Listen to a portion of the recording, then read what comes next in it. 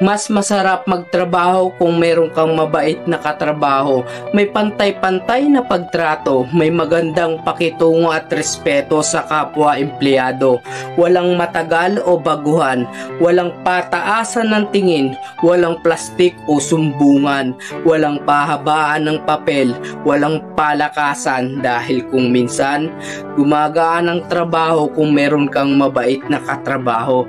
Kaya maliit man ang sahod mo sa iyong trabaho, mahalin mo ito, lalo na kung walang ibang tutulong sa iyo kung hindi ang sarili mo.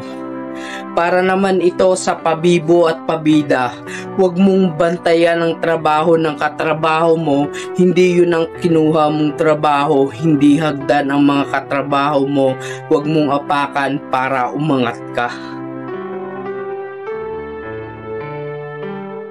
Thank you so much for watching mga idol. Have a great and blessed day.